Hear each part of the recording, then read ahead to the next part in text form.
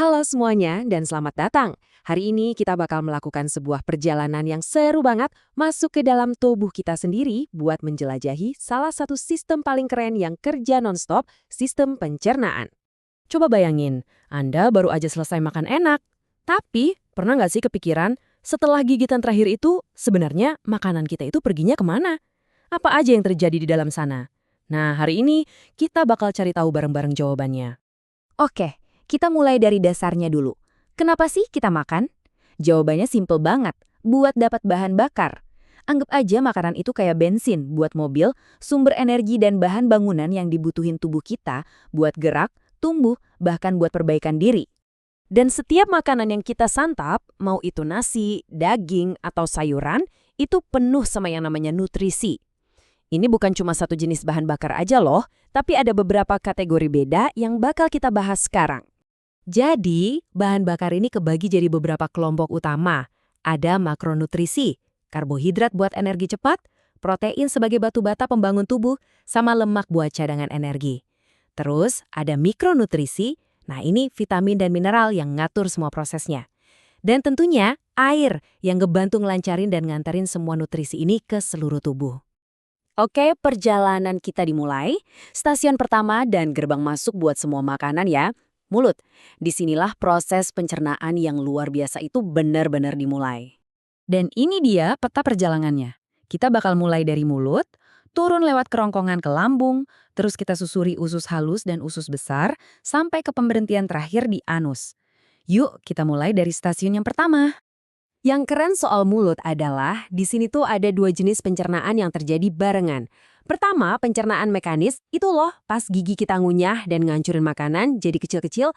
Dan di saat yang bersamaan, dimulailah pencernaan kimiawi, di mana air liur kita mulai beraksi. Di dalam air liur kita ada pekerja kimia pertama yang namanya amilase. Tugasnya dia itu spesifik, nyerang karbohidrat, misalnya dari nasi atau roti, dan ngubahnya jadi gula yang lebih simpel namanya maltosa. Ini langkah pertama supaya tubuh bisa nyerap energinya. Setelah ditelan, makanan itu nggak langsung jatuh bebas gitu aja ke lambung ya. Otot-otot di kerongkongan kita ngelakuin gerakan meremas kayak gelombang gitu, yang disebut gerak peristaltik, yang secara aktif ngedorong makanan ke pemberhentian berikutnya. Sekarang, kita tiba di pusat pengolahan utamanya, lambung, dan usus halus. Anggap aja ini kayak pabrik kimia di tubuh kita, tempat di mana proses pencernaan yang sesungguhnya berlangsung. Selamat datang di lambung. Wah, lingkungan di sini tuh asem banget berkat asam klorida, yang bukan cuma ngebunuh bakteri berbahaya, tapi juga nyiptain kondisi yang pas banget buat para enzim mulai mecahin protein dari makanan kayak daging atau kacang-kacangan.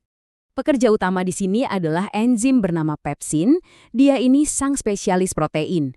Dia motong-motong molekul protein yang gede dan kompleks jadi rantai yang lebih pendek, namanya pepton, biar lebih gampang diolah di tahap selanjutnya.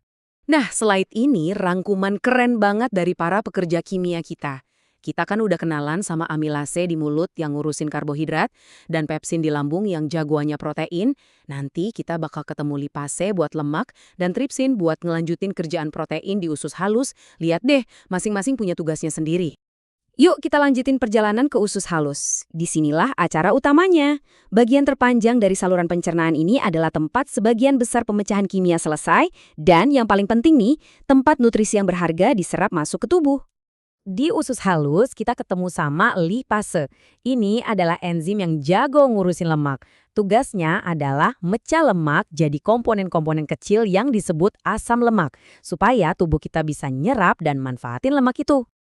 Dan buat protein, kerjaannya belum selesai loh. Ada tripsin, enzim lain di usus halus, yang ngambil alih dari pepsin. Dia mecah lagi pepton jadi blok bangunan terkecil dari protein, yaitu asam amino. Nah, bentuk inilah yang akhirnya bisa dipakai sama tubuh kita. Kita udah hampir sampai di akhir perjalanan nih. Setelah semua nutrisi berhasil dipecah, tubuh perlu nyerap apa yang dibutuhin dan, ya, ngebuang sisanya. Inilah tahap akhirnya. Jadi gini, tahap akhirnya. Pertama, dinding usus halus nyerap semua nutrisi berharga itu ke aliran darah buat disebarin ke seluruh tubuh. Sisa ampasnya lanjut masuk ke usus besar, yang tugas pentingnya adalah nyerap kembali air ke dalam tubuh. Terakhir, apapun yang udah nggak dibutuhin lagi bakal dibuang lewat anus. Bener-bener perjalanan yang luar biasa kan? Dan semua ini terjadi di dalam tubuh Anda sekarang juga tanpa perlu kita suruh.